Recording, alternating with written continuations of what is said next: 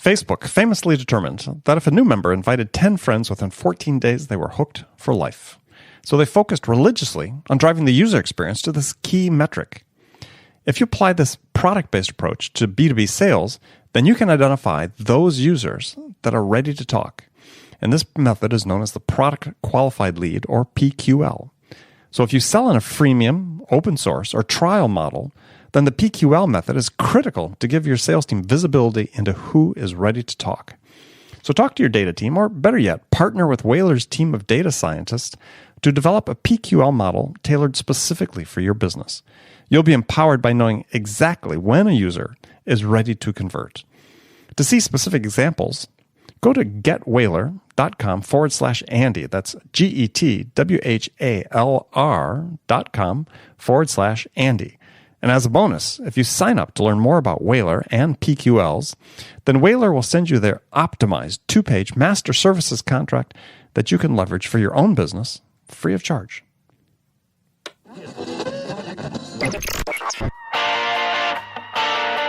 It's time to accelerate. Hi, this is Andy. Welcome to another edition of Frontline Friday with my regular and very special guest, Bridget Gleason. Now, before we get to the show, Bridget and I have a favor to ask of you. We'd really appreciate it if you took time right now to leave a review for this show on iTunes. And while you're there, click the button, subscribe to Accelerate. Make sure you get Frontline Friday automatically each week. Also, we need to hear from you. More specifically, we need your sales questions. What can we answer for you? What challenges do you have that we can help you with? So go to accelerate.fm/frontline and enter your question there. Each month, we're going to select one listener's question to be the question of the month. And the winner will receive a $50 Amazon gift card. So remember, go to accelerate.fm/frontline to give us your question and maybe win $50. So Bridget, how are you today? Andy, how are you today? I'm happy. I'm turning it around. How are you today? I'm happy. Good. What's making you happy today? That I'm not at Dreamforce any longer. Yeah. How was it? Well, I sort of pride myself. I go up every year, but I never actually go to Dreamforce because there's always all these side events and meetings and so on I have. So meetings were fun. Side events were great. Yeah. Generally good stuff all the way around. Does it end tomorrow? Gosh, I used to go to Dreamforce every year. Now, being in a slightly different industry, I don't get there as much. It ends tomorrow, right? I believe so, yeah. Okay. Yeah.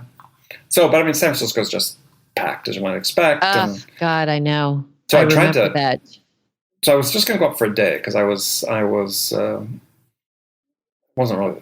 speaking. I was sort of the keynote interview subject at an event at Yesware's offices in San Francisco.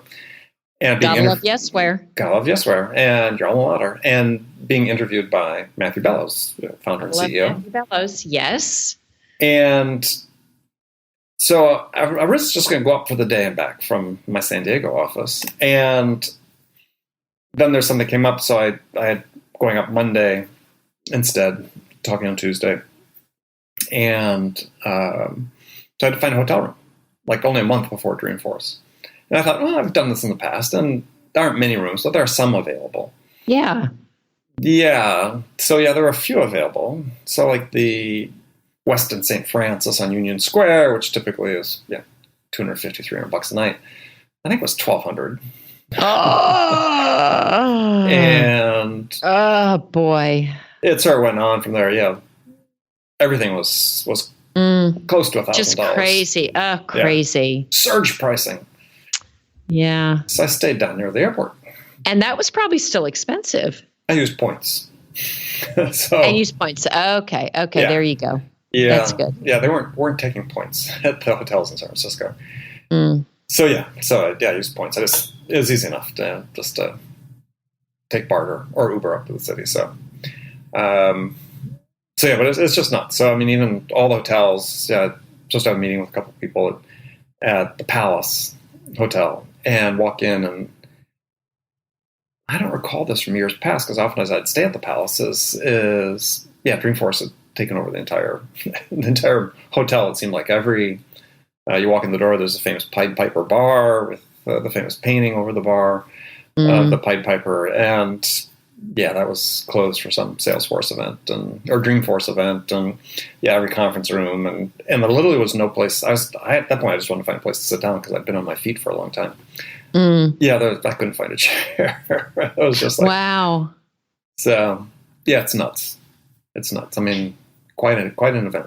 Well, I've heard at some of the shows we're going to reInvent, which is Amazon's big show in Las Vegas in November, Right. and one of the things that they're doing this year, I don't think they've done it years past, is Amazon buys up all of the local restaurants and venues. So they buy them up and book them, and then they sell those back to sponsors and potential sponsors. So just another way for them to make a couple of dollars. Well, yeah, So I'm sure that Salesforce does the same. makes a ton of money on Dreamforce, because I mean the booth prices are crazy. are crazy expensive, and if you haven't been to Dreamforce before, which is the annual users conference for Salesforce.com, at the Moscone Center in San Francisco, you go into the exhibit space. I mean, if you're claustrophobic, I wouldn't recommend it at all because it's just crazy packed full of people. I'm not sure how the vendors even talk to anybody that come by the booth because A, it's such a mass of humanity, and B, it's so loud. But they seem to get no shortage of people taking up the booths. But increasingly companies, rent suites. And so I went to several companies at their, suites at hotels or, rooms at hotel that or their local offices in the case of Yesware that they've, opened up for. And Yesware is just sort of like an open house. Come charge your phone and get a drink and get a massage even. And a massage? There were people lining up for massages. I would have. Yeah. I didn't think about it until I was gone. I'm thinking, I could probably use one. But yeah, they had a line. I think they were booked up for most of the day yesterday. Wow. So, but anyway, I'm returned from that in one piece. That's good to hear. Yeah. And you did a session there, right? Yeah. So Matthew Bellows interviewed me about sales trends and the impact of some of these trends on sales acceleration. And so it was a fun group, and we had a great discussion. I always enjoy talking with Matthew, and there's events like this all over San Francisco. I mean, at lunchtime or throughout the day, people have a series of running events. So I'm always so surprised to get anybody to show up to any of those because there's so many going on. So much. Yeah. There's so much going on. So, but anyway, a couple hundred people signed up for it. So it was cool. Enjoyed it. That sounds great. Yes. Yeah. So, okay. Gosh. By the time this airs, we're going to be getting pretty close to the end of the year. For people who don't know, we record these. It sometimes depends, but the interval is usually a week to 3 or 4 weeks in advance of the time that they actually get posted. So, any big plans for finishing out the year strong? Are you talking like what we're doing work, or am I doing anything that's going to help me feel strong so that I can finish out the year strong? Well, let's start there. I'm actually going. I'm flying to Boulder this weekend. Yes. To go to a book club. I love books. I'm going to a book club. What do you mean a book club? What? What do you mean book club? I mean, this is. I'm going to book club. A regular book club with friends that you. Yeah. Yeah, like I couldn't find one in Boston. Is that your question? Is that the subtext of your question? Yes. I thought so. I have them in Boston also, but it's a very good friend of mine. And when I was out there last time, I just happened to be there at a time that coincided with her existing book club. So I went. And this time they're reading a book called The Lemon Tree, which talks a lot about the Israeli-Palestinian conflict and sort of the history. And given, I guess I'm the closest they know to an expert because I've been to Tel Aviv, which is dangerous. Yeah, I was going to say, I've been 3 times. I like to act like a know-it-all, but so I'm doing that. I'll be home at Thanksgiving, see my sons and family. And then, we've got reInvent. We've got a big show coming up. And so, yeah, I feel sometimes, Andy, like I know that the race I'm in is a marathon, but I'm sprinting. So it's part of it with a startup is there's always more to do than there's time. Tell me about it. Yeah. Yeah. I consider my company a startup, even though we've been in business for a long time, but we've always got new things going on. And it's, and also having worked at 8 different actual startup companies. Yeah. I understand. Yeah. Understand. So, I thought we'd talk about something we sort of filled people's ears with news about us.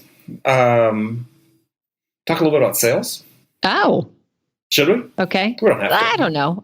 We don't need to. We don't always. Sometimes we spend the first 20 minutes talking about running and then say, oh, wait a minute.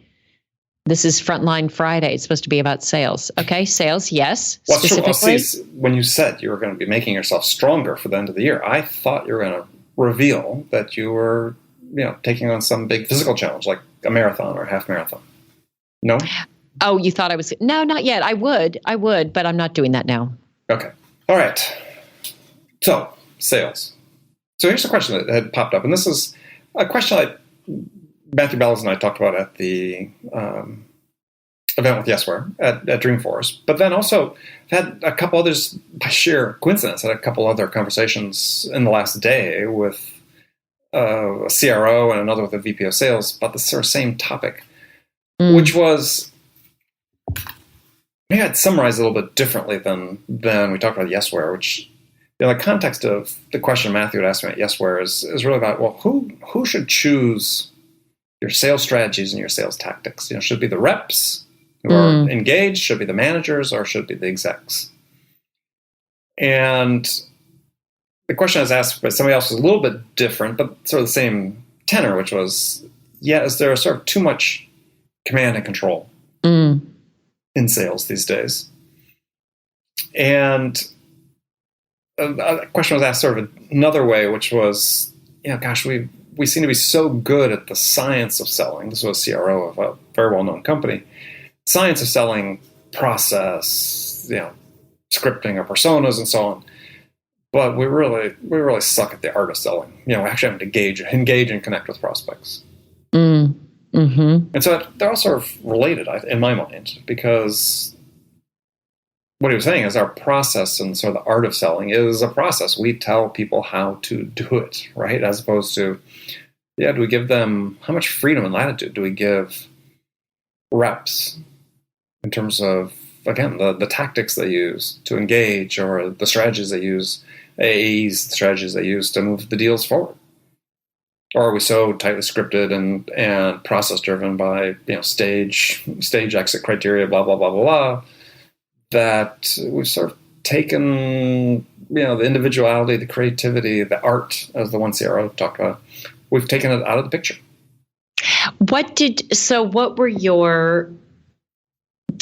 Matthew was asking you this question? Yes. What was your answer? My answer was that, my belief is that we are hurting ourselves by constraining the creativity and the individuality of our reps and our account execs. And I see that, often more than I'd like. And I think it shows itself in the results, the sort of industry-wide results that we all sort of hear facts and figures about. And, but on the other hand, we have a sort of a system that works to a certain degree, and everybody's sort of loath to change it. And so I think that, we have this stasis that's occurred, that where things really need to change, but it's like people are afraid to take the first steps to do it. And I think it sort of starts with unleashing the creativity of the people who actually engage with our customers. So I'll give you a metaphor. to think about is again, we see this particularly with inside sales, is right. We've got our personas that we sell to, and we've got our script for how we're going to do that, for scripting for individual engagements, as well as we sort of got our process scripted out. And what I find and what I see, and I talked about this yesterday at the Yesware event, and a lot of people comment that, yes, this is what happened. I said, you think about it, right now, frontline managers are sort of like helicopter parents, right? Every time there's a problem, we have an answer for it. And we're not letting people oftentimes really figure out what's the best way to do that. Maybe there's a better approach at a problem resolution or a situational resolution that, to help a customer in a way that doesn't really conform with the way our set process has been laid out. And so, as managers, we drop in and we give people the answers. And I think that it's, and we sort of compound that by saying, hey, here's how the person next to you is doing this. They're so much smarter. It's like telling our kids that, go do what the neighbor's kid does because he's so much smarter and better looking than you are. So I think we create some of those problems, and I just compare it with my own experience, and I imagine probably your experience, somewhat growing up in sales as well, is that we certainly had processes, well-defined processes. Both you and I both worked for very large corporations that long histories of sales, but same token, I was given freedom once I'd been trained to adapt that process to my unique strengths in order to achieve the outcomes that need to be achieved. My goals, hit my quota and achieve President's Club and all that. Well, I think a couple of things. We got a lot more training than most reps get. We did, and for sure. We stayed in the role. We stayed in a particular role much longer than I think reps stay in a role today. So you could stay in let's say I'm an SMB sales rep. You may stay in that role for years before you get to move to the next one, where I think now there's the expectation. First, you don't get the weeks and weeks of training and the ongoing. And so I think that's part of it. And then people move more often. So they're not gaining the expertise in a particular role in a segment, in a vertical. I think those are factors that really affect it. I think about just reps that I've worked with. I don't know that I would say that they are fully equipped, that they're going to have a better result if I just say, hey, just use your creativity. Most of the ones I deal with are definitely looking for feedback, and many of them are looking for a process before they walk in the door. Help me understand what this ought to look like for me to be successful. So I don't know that I totally would agree, at least in my experience, that I think they need to have some creativity, but I think most of the reps I've dealt with are looking for some structure. They're looking for guidance on process. They want to be able to apply some creativity, but they're also looking for that structure. Well, what do you think, and this is a question, not meant to be a loaded question, but so in your mind, what do you think is the one thing that top performers have in common? What do I think top performers have in common? I think they are... One thing. Oh, just one thing? Yeah, one thing. I think there's one thing they all have in common, and I'm interested to see if you see it the same thing. You just think it's one thing? I don't think it's... I don't. There could be multiple things, but I've got one specific thing in mind. Let me clarify that. One of the things I think is they are very sort of intrinsically self-motivated. Okay. What would you say? You've got one in your mind. Yeah. So we should just hear it. They all broke the rules. I mean, you think back through your entire career, people that were top performers in sales that you worked with or you had exposure to and so on. And I mean, I don't mean they were renegades, right? But they did things their own way. They took what was there as a process and shaped it to fit what works best for them. And that's one of the reasons it's hard when we try to train our reps by saying, look what John did or look what Janet did or is doing, because the reason they're doing that specific thing is it's something that works that applies for them from an intrinsic strength perspective that other people aren't necessarily going to have those same strengths and those same perspectives or whatever. So, I think my fear is that in this environment is that, and again, this is what I'm seeing. This is how I interpret what I see with the companies I deal with is that we're not creating an environment to create more top performers. Because these are people, as you said, they've got certain self-belief and confidence that, they're not really worried about the consequences of this thing not working because they know that A, high confidence is going to work, or B, if it doesn't work, you want to get rid of me, fine, I'll go find a job somewhere else. But they took a chance and succeeded. So then they were given more rope.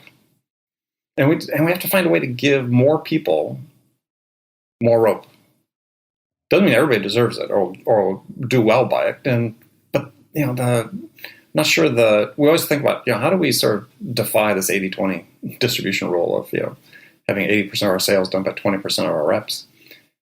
And it's always going to be that way if we sort of treat everybody different.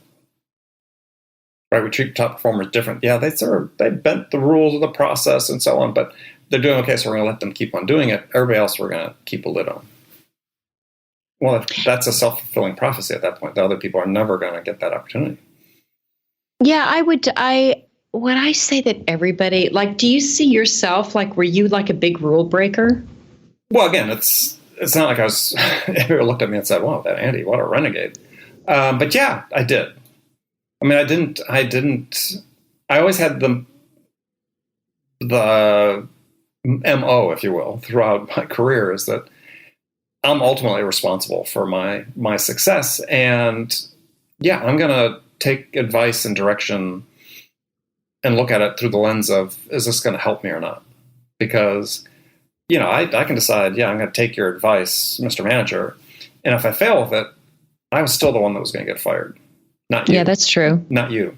So every time I'd get advice or guidance or something, I'd look at it through that lens and say, okay, is this going to help me achieve what needs to be achieved, the goals that need to be achieved?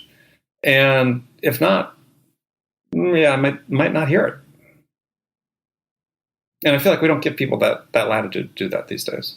Yeah, that's yeah, and I'm trying to think about the people that have been top performers. Would I say they're all rule breakers? I don't know if that's probably not what I would have used, that term or that, but I'm going to think about it. It sounds more dramatic, perhaps. That really is, but they're not conforming the same way everybody else is conforming. Yeah, that's probably true. And so my contention is we need to find a way to encourage people to do that. And I think we sort of have the deck stacked against a lot of people in sales from starting with the way we set quota, for Christ's sake. One of the things that that is proven is that if you experience success, then your odds of continuing to experience success go up. Yeah. And so what we do is this whole deal of we set quotas artificially high, based on let's make it a stretch quota, blah, blah, blah. And all this filters down. Well, the fact is that you think about, okay, well, we got 40% of our team that made quota. Well, what if we set quotas to a little bit lower and get 60% of our people and get that extra 20% acclimated and accustomed to having success? We could then raise the quotas next year, and I guarantee those people would make quota. We've made them part of the fold that's going to do it. And I don't see enough managers really thinking about that in terms of how they engage that sort of great middle group of sellers who aren't the abject failures and aren't the top performers, is how to, as a group, elevate their success. Right. Yeah, it's we're talking about that. I mean, we talk about it.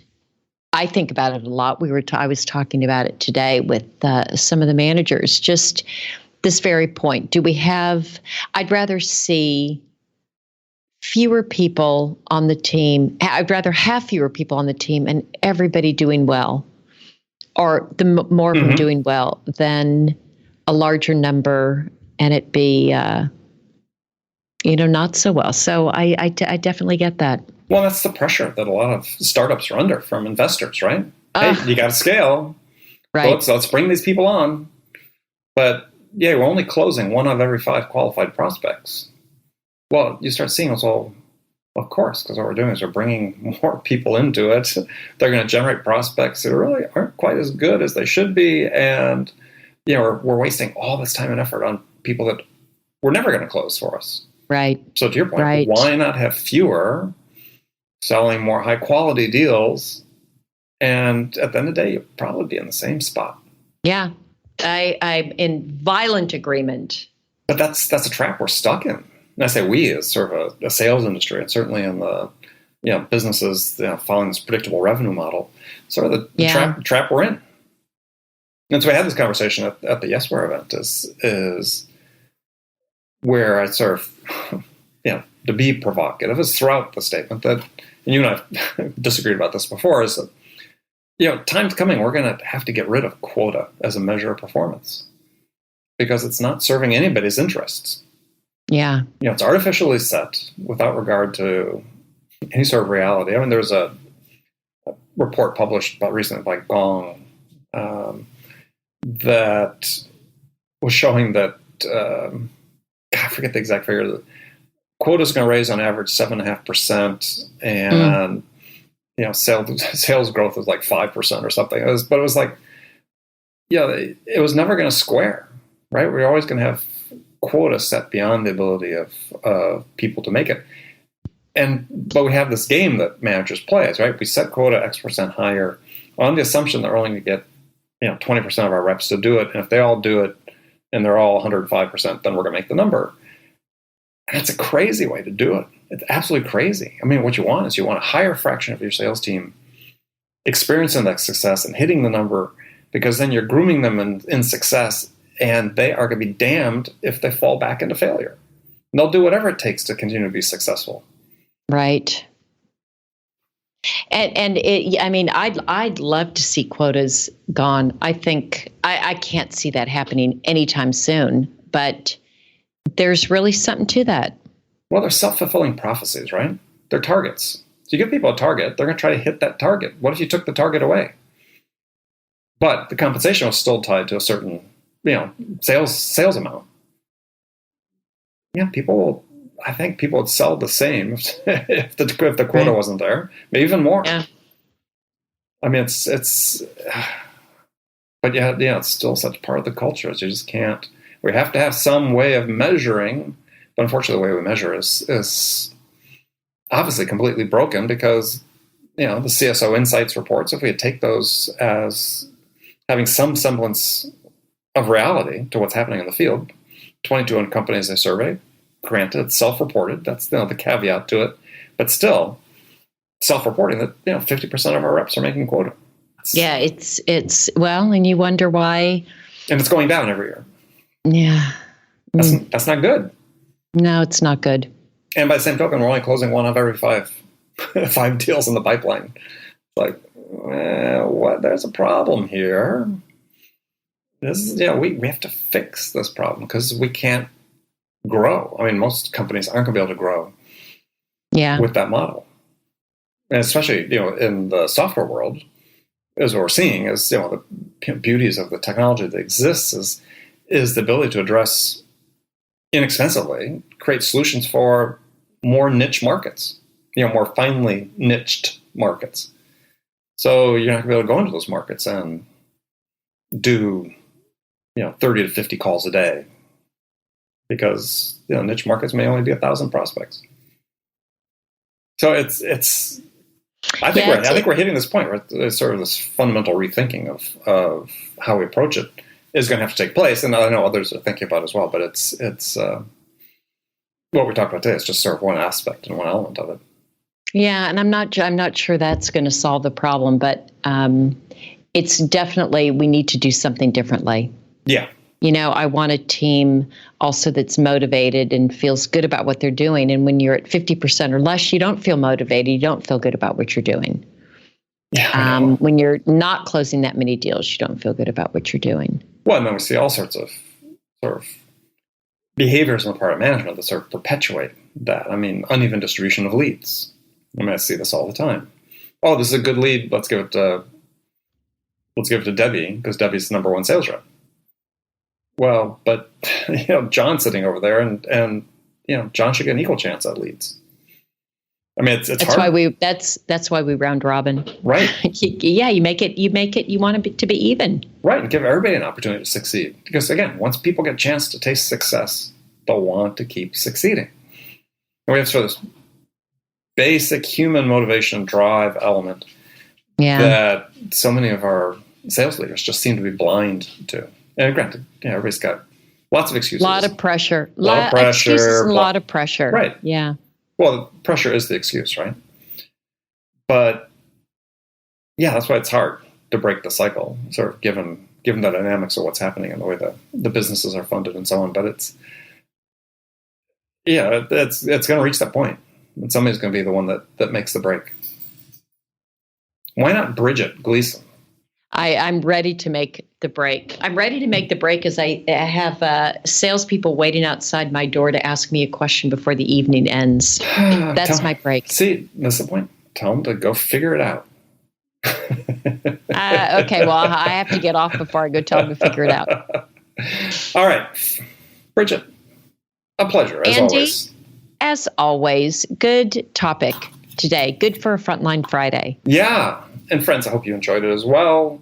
Again, if you have any questions, comments, inputs, send them to me, andy@andypaul.com, or you can go to andypaul.com. There's a red button on the front page, homepage. Click on that, leave us an audio message, and we'll address it on the air. So again, thank you for spending time with us. Bridget, thank you. Andy, thank you. Have a good one. I'll talk to you next week. Bye, everyone.